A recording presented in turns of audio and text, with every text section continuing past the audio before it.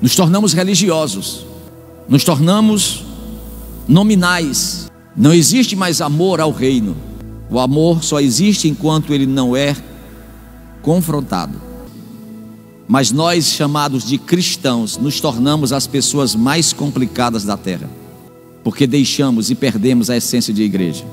Nós cristãos somos os piores maridos, as piores esposas, os piores filhos, os piores crentes, os piores funcionários, os piores patrões, porque faltou a palavra.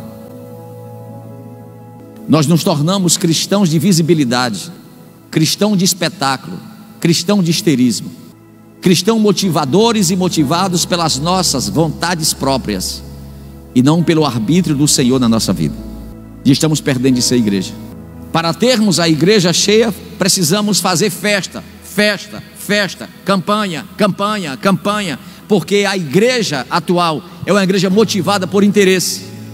A igreja verdadeira sempre foi motivada, chancelada eficazmente pelo ensino da palavra e pela oração.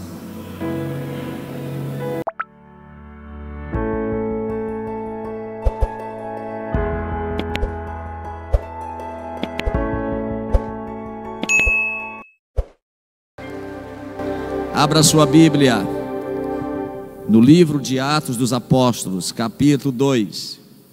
Todos de pé, reverenciando a palavra de Deus. Atos dos Apóstolos, capítulo 2, versículos 42 a 47. O verdadeiro conceito de igreja. Diz a palavra de Deus que a igreja foi formada a partir da pregação do Evangelho feito pelo Senhor Jesus Cristo. A igreja é um ato profético de Deus. E a igreja começa quando Cristo encarna-se e nasce de uma mulher virgem, cresce, aprende a espiritualidade, quando a Bíblia diz que ele crescia na graça e no conhecimento. Cumpre a palavra de Deus para ser o cordeiro que tira o pecado do mundo, derramando o seu sangue no Calvário. É sepultado para poder humilhar o corpo terreno e exaltar o corpo espiritual. Ele ressuscita. E após ressuscitar, aparece mais alguns irmãos e é conduzido aos céus. Uma nuvem o oculta e o leva, e a igreja fica inaugurada na terra, para produzir uma cultura que vá na contramão da cultura dos homens. Esta é a essência da igreja.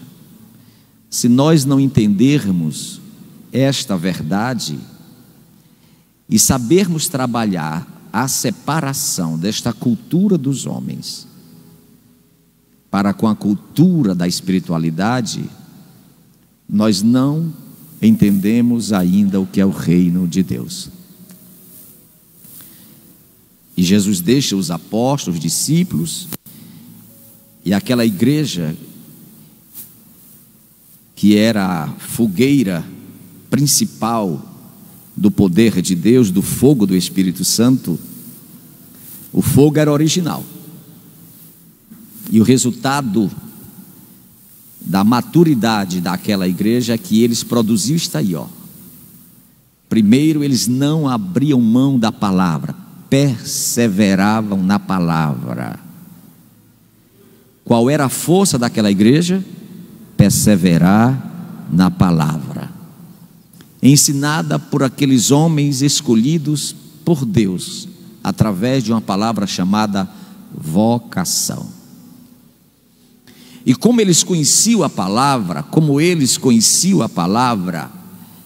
eles produziam um sentimento de afetividade espiritual, isto é, eles se coligavam um ao outro, eles formavam um corpo, cada um sendo a célula espiritual do corpo de Cristo. Eles viviam em comunhão,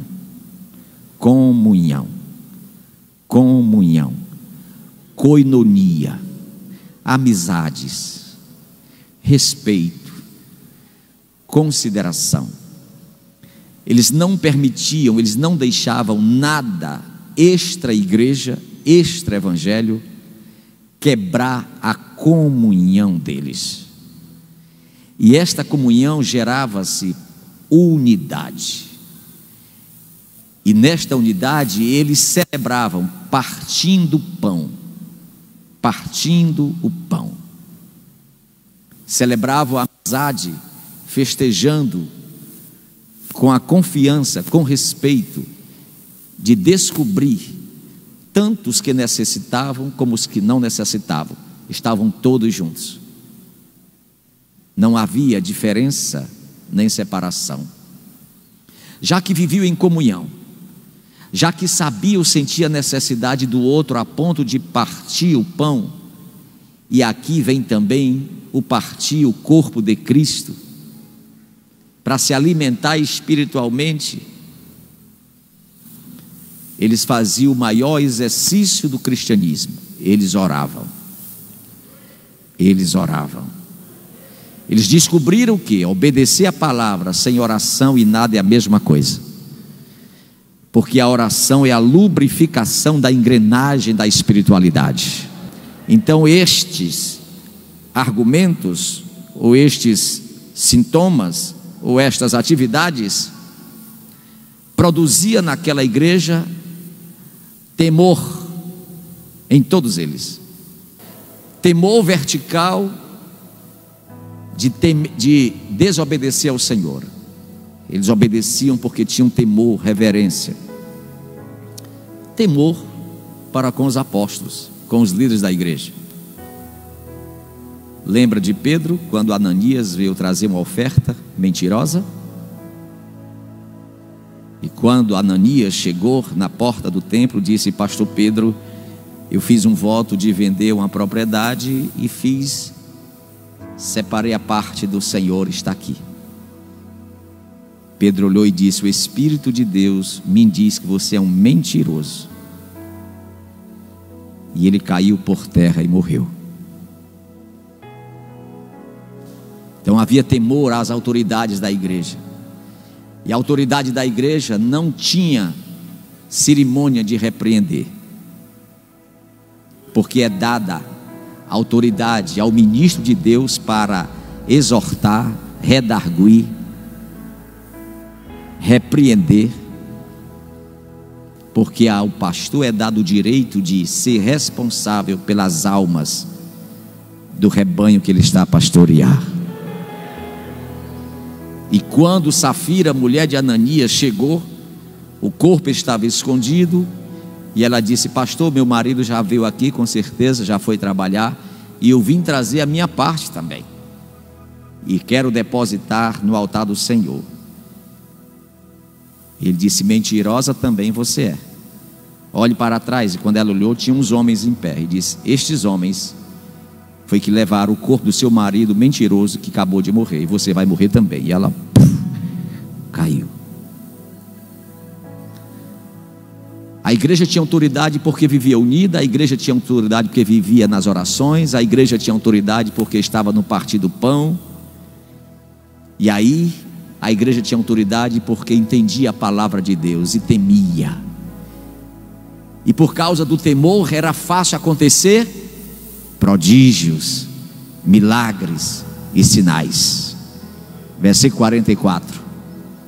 E todas aquelas pessoas que criam já passavam a aprender o que era a palavra, a viver em comunhão, no ensinamento da palavra, no partir do pão e nas orações.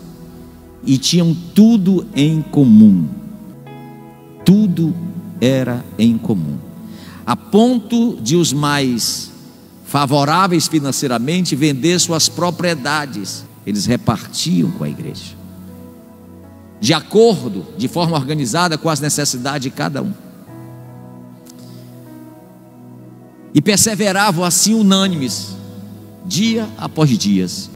Socorriam os irmãos de casa em casa, comiam com alegria, não havia partidarismo, e o coração era singelo, e louvavam a Deus, e louvavam a Deus. Só se louvavam a Deus é porque a alma estava livre. Louvavam a Deus. e eram admirados pela sociedade. A sociedade ficava embriagada, dizendo o que é que eles têm que nós não temos. Por que é que eles são assim, nós não somos? Olha o termo, caía na graça de todo o povo. O resultado é que todo dia a igreja crescia. O Senhor ia salvando por causa do comportamento da igreja. O grande teórico Émile Durkheim, se não me falha a memória, ele faz alusão ao protestantismo como um povo trabalhador, organizado e inteligente. Pena que não temos mais esse povo. Essa igreja a qual eu acabo de ler para vocês e que foi o alicerce para a eternidade com relação à igreja de Cristo na terra, era uma igreja amante de Cristo, apaixonada por Cristo. Saíam vilas após vilas, ruas após ruas, lugarejos após lugarejos, com amor, um amor vibrante, pregando a palavra, ensinando a palavra, mostrando aos homens o caminho verdadeiro do céu. Era algo fenomenal. Ninguém cobrava para pregar, ninguém cobrava para tocar, ninguém cobrava para cantar. O povo queria ser abençoado por Deus e fazer um serviço para Deus. Eles tinham Cristo nas veias, na alma e no coração.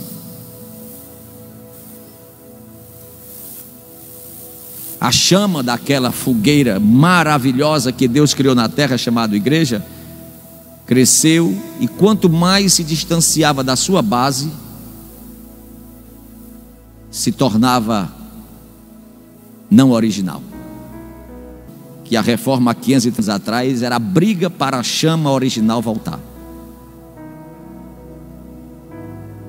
E Lutero brigava fortemente para que a Bíblia fosse dada nas mãos dos homens, para que a igreja não comercializasse a fé, não se afastasse do verdadeiro e essencial evangelho.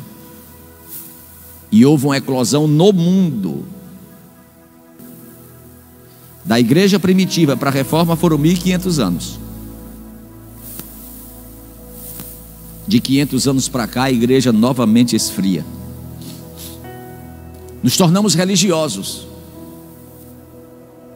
nos tornamos nominais. E por mais que se pregue, por mais que se ensine, por mais que se cobre, por mais que use às vezes até de um certo argumento punitivo, autoritário, não resolve o problema. A igreja tornou-se semelhante àquele vasilhame de aguar um jardim, cheio d'água, e na saída com aquele bico cheio de buraquinho e saindo a água. Vocês sabem como chama aquilo? Não entendi. Regador. E é água para tudo que é lado, água fininha. Não é mais aquele rio caudaloso. Nos pulverizamos. Não existe mais amor ao reino. O amor só existe enquanto ele não é confrontado. Eu estou na igreja, mas se o pastor não fizer o que me agrada, eu saio e procuro outra igreja. Vocês sabem por que Deus deixou a relação dele com os homens através de 10 adjetivos negativos? Não, não, não, não, não, não. Quando falta os nãos, aparecem os monstros. Quando falta o não na sua casa, seu filho vai ser um problema para você ao crescer. Quando falta o não na relação marido e mulher, esta relação não perdurará. porque os nãos são necessários para que a gente aprenda a enfrentar os nãos que o mundo tem para nos dar. O não é saudável. O não é a cura da alma. E não o sim. Quando olhamos para o Decálogo e para todo o Antigo Testamento, é Deus dizendo constantemente: não faça, não vá, não pode, não deve. Veio a graça. Jesus me perdoe, complicou a gente. Porque a graça é um favor não merecido, e nós abusamos da graça. Não sei se vocês estão acompanhando o meu raciocínio, mas nós, chamados de cristãos, nos tornamos as pessoas mais complicadas da terra, porque deixamos e perdemos a essência de igreja. Nós cristãos somos hoje não estou falando de uma regra, claro que tem exceção,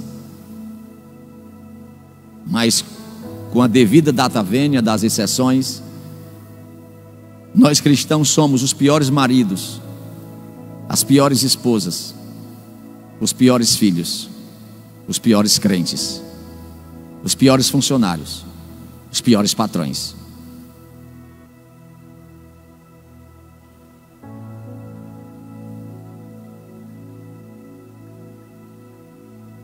O patrão pode chamar a sua atenção, repreender ele, ameaçar botar para fora. Você chora, se ajoelha e diz: não faça isso não, que eu preciso do emprego.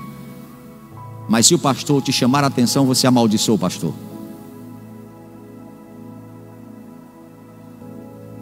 Nós nos tornamos cristãos de visibilidade, cristão de espetáculo, cristão de histerismo, cristão motivadores e motivados pelas nossas vontades próprias e não pelo arbítrio do Senhor na nossa vida. E estamos perdendo de ser igreja.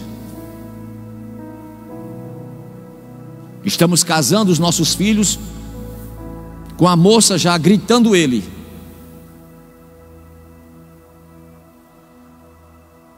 Estamos tendo os nossos netos sem poder criá-los como criamos nossos filhos.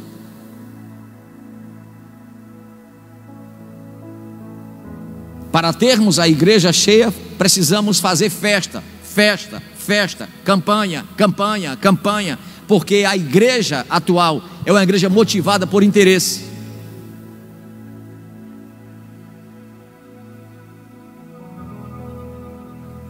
A igreja verdadeira sempre foi motivada, chancelada eficazmente pelo ensino da palavra e pela oração. Sem ensino da palavra não há vida, e sem oração não há poder. Glorificado seja o Senhor para sempre. Sem o ensino da palavra não há vida, e sem oração não há poder. Pela palavra nós crescemos, pela oração nós temos autoridade. Crente que não ora está modernizado, superficial, periférico e bem rasinho. O verdadeiro cristão não pode abrir mão do amor à palavra e da disciplina na oração. O verdadeiro cristão não pode perder o amor à palavra e a disciplina da oração. Nós estamos sendo convergidos para o ponto final da história da humanidade.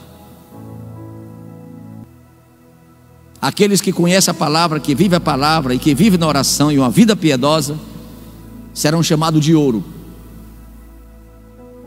Mas mesmo assim vão ser testados no fogo. Brilhará ainda mais.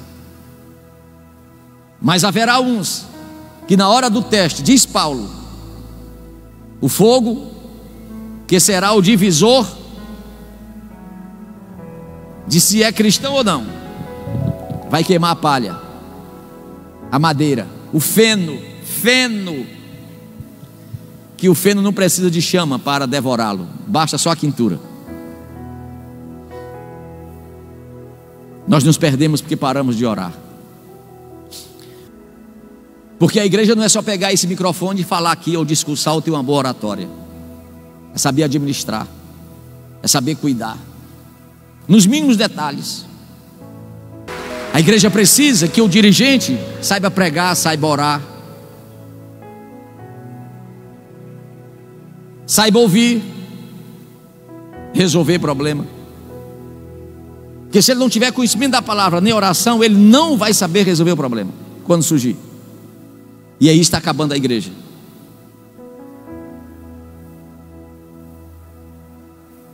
A igreja nunca foi feita para enriquecimento de ninguém. Como disse o reverendo Hernando Dias Lopes, pregando aqui nesse altar, que tem pessoas que fazem o vestibular para engenharia e não passa, para medicina e não passa, para advocacia e não passa, para contabilidade e não passa. Aí diz: já sei, Deus está fechando a porta porque quer que eu seja pastor.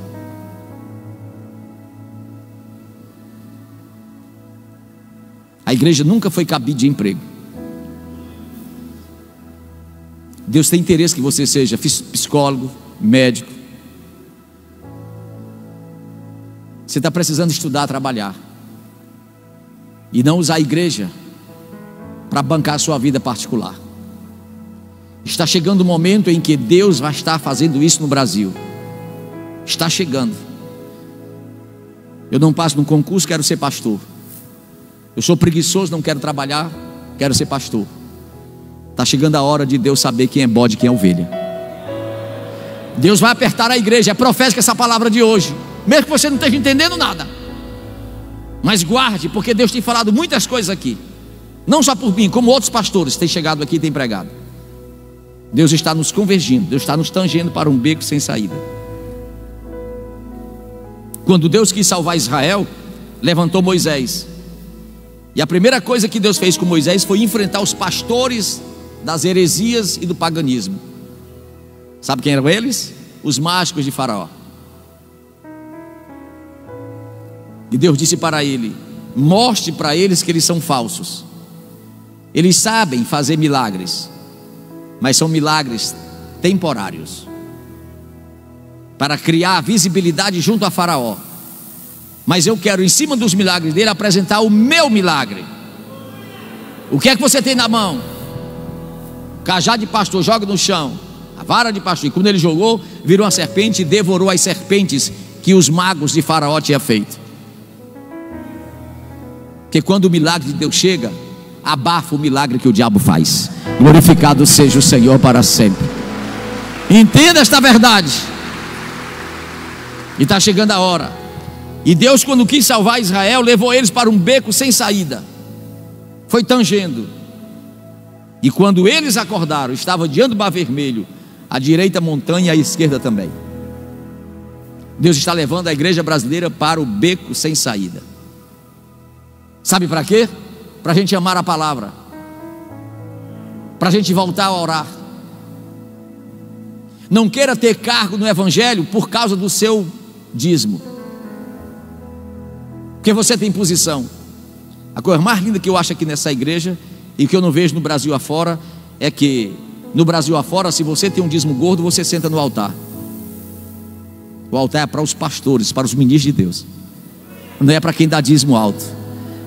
Quem dá dízimo alto, graças a Deus, porque é Deus que está lhe abençoando, dando saúde e abrindo portas. Se é advogado, puxa logo para o altar. Se é médico, puxa logo para o altar. Acho lindo aqui, advogados, empresários. Esse moço está na minha frente, é gerente do Banco do Brasil. Doutor João, às vezes aqui, bom advogado, servindo ao Senhor. Esse outro moço que está aqui, empresário, em pé aí. Aquele moço que está ali, coronel, esse aí. Ô coronel, olhe para mim, faça assim. Esse aí, ó, um coronel, ó. Em outro canto, ele estava ao lado do Pai e do Filho e do Espírito Santo, porque ele é coronel. Ele é coronel na incorporação dele, daqui é servo de Deus. Glorificado seja o Senhor para sempre. Porque a igreja não foi construída na terra para dar visibilidade a funções e a cargos.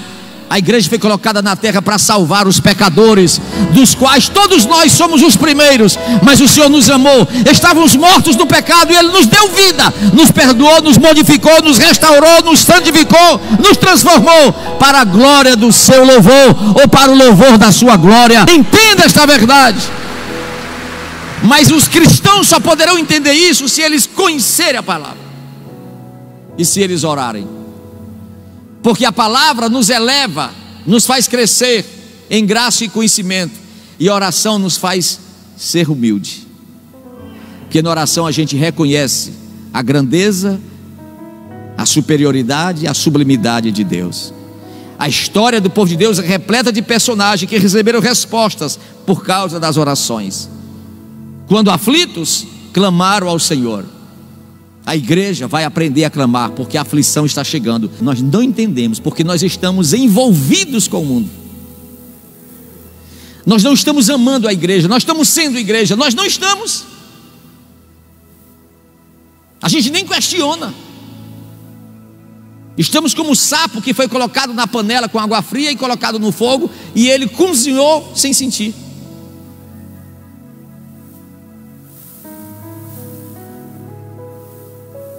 Hoje eu soube uma notícia que me deixou triste.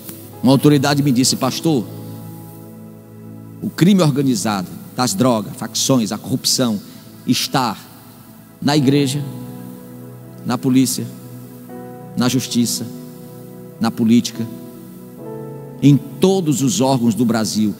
O nosso corpo social está com metástase. Nós estamos no fundo do poço. Só Deus, se quiser, poderá impedir que o Supremo Tribunal Federal coloque na Constituição uma cláusula pétrea, dizendo: é sim, a escola vai ensinar a perversão sexual às suas crianças. E nós seremos obrigados a ter banheiro onde menino com menina, tudo nu, tudo misturado. A igreja brasileira teve culpa, porque a igreja não estava lendo a palavra e nem estava orando. Nós ainda não acordamos, porque o que nos mantém vivos e acordados é a palavra, é a oração. A igreja do Brasil foi contaminada com shows. Eu me lembro que há 10 anos atrás a gente não tinha paz aqui em Fortaleza. Todo sábado tinha uma casa de show, com show evangélico, invadindo a madrugada, as moças, nossas filhas, num tum-tum dos rapazes, uma imoralidade, uma depravação, e a gente em casa dormindo, e os nossos filhos em shows piores do que os shows do mundo. E eu fui um dos que combati aquilo, fui ameaçado de morte. Crentes da Canaã disseram: o pastor é muito besta. Filhos de crentes da Canaã foram embora: o pastor é muito besta, o pastor é muito besta. E pai dizia assim: é verdade, para que esse radicalismo? Isso é muito radicalismo. Deixa as crianças.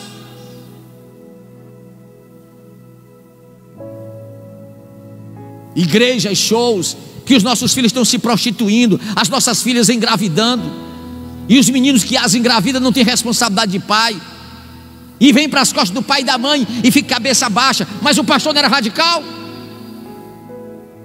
E vocês pensam que essa palavra de hoje tem alguma coisa de influenciar? Não, eu estou irritando vocês, porque nós estamos como um sapo morrendo na água gelada, que vai esquentar, vai ferver e vai morrer. Nós não estamos sentindo que estamos morrendo.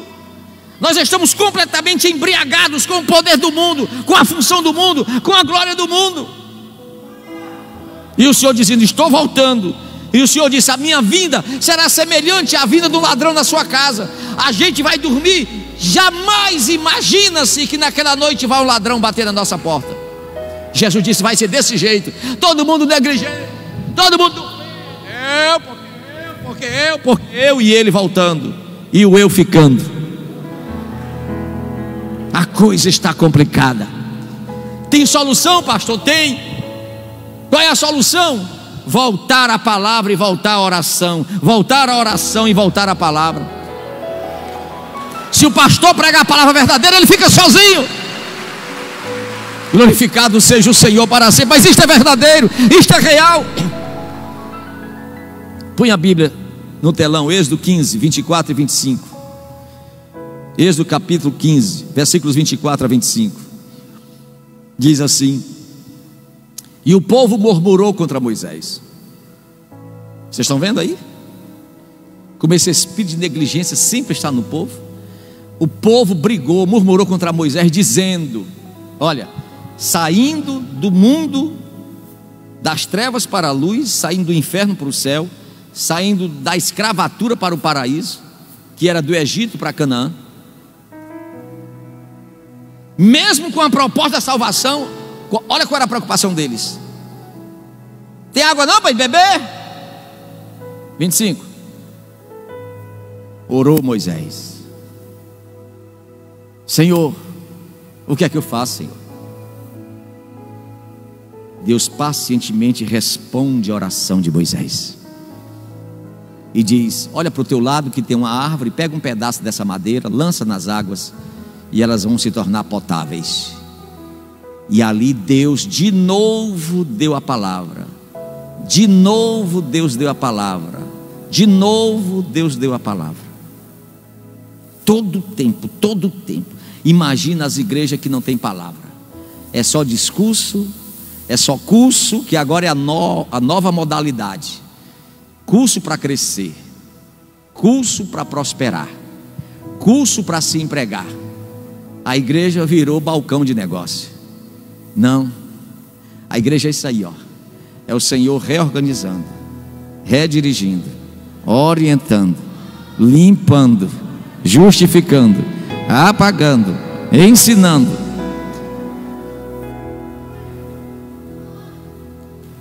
Só que nós, pela ausência da palavra e pela ausência da oração, a gente quer pagar para ouvir coisas boas. Aqui em Fortaleza, quase na unanimidade, as igrejas têm seus cultos pagos, porque os cultos viraram cursos. Tudo é pago. Põe aí Juízes capítulo 6, versículo 39 e 40. Disse mais Gideão a Deus: olha Gideão orando: por favor, Pai, não fique com raiva de mim, não se ire. Eu queria falar contigo mais uma vez, Deus. Permite só mais essa vez que eu faça uma prova com o velo. Rogo-te que só o velo fique enxuto, em toda a terra haja orvalho. 40.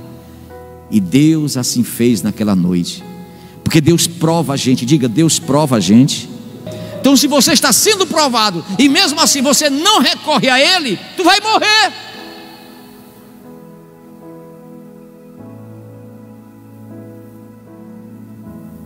Porque a oração e o conhecimento da palavra é a minha relação com Ele, é a nossa relação com Ele. Não venha para a igreja para receber a imposição de mão, né? Tufo. Já mandaram, pastor, por que é que o senhor não fica ali em cima de um tamborete e faz uma filha dando mãozada na cabeça? Irmão, a ausência da palavra, Deus faz o povo ser idiota.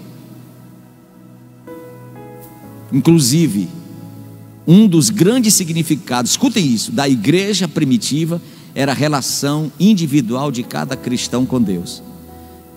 E nós estamos caindo, nós evangélicos, atenção, hein? Nós evangélicos brasileiros estamos caindo no mesmo pecado do romanismo, criando deuses, sacerdotes entre nós e o Pai. Quer um exemplo? Quer um exemplo? Nós temos pseudas igrejas no Brasil que o povo quer o lenço do sacerdote suado. Não é imundice? Me dê a sua toalhinha suada. Não é imundice? Aquilo é falta de conhecimento da palavra. O pastor está aqui para administrar a organização. Mas do mesmo jeito que Deus me ouve, Deus te ouve. Do mesmo jeito que Deus me atende, Deus te atende. Do mesmo jeito que Deus me visita, Ele também te visita. Nós não precisamos de sacerdotes humanos para resolver os nossos problemas. Honra o pastor, respeita o pastor, obedece, porque ele é o responsável de ensinar, normatizar a instituição chamada igreja. Mas você tem acesso ao trono.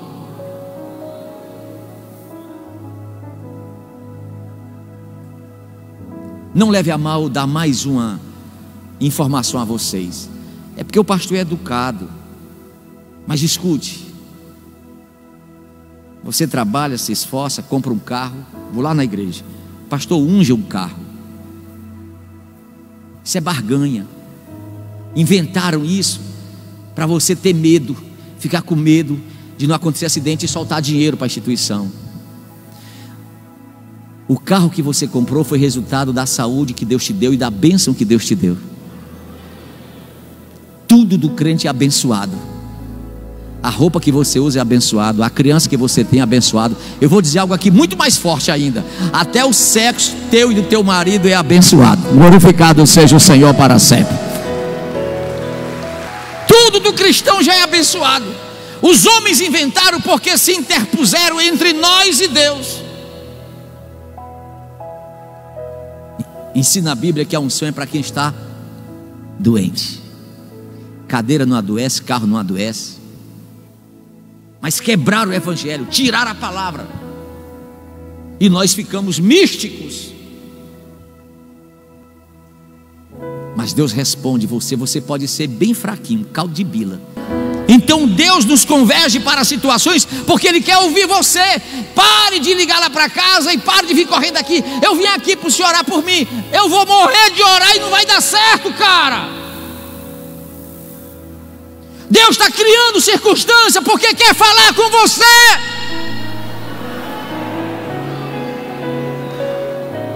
Não se justifica você estar a vida inteira na igreja e não consegue entender o que Deus está dizendo para você. Está tudo bem, não ora, não lê a palavra, não se comporta como crente. Apertou, pastor, peraí, rapaz, vai falar com Deus, o que é que Deus quer contigo?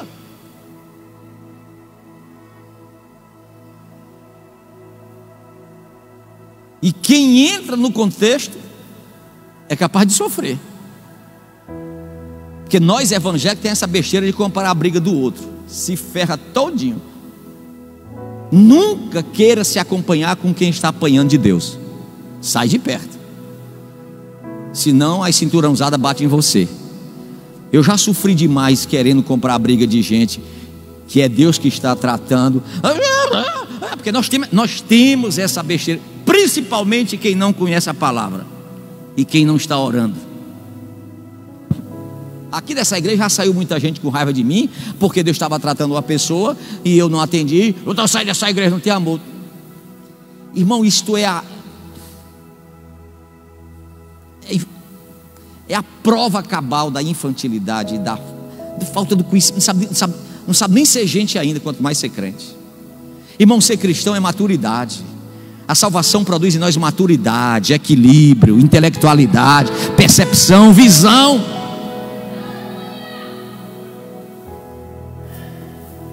Peraí, rapaz. E vocês sabem que por mais que eu mostre isso à luz da Bíblia Sagrada, não resolve não. Porque nós estamos cristalizados com os nossos interesses particulares.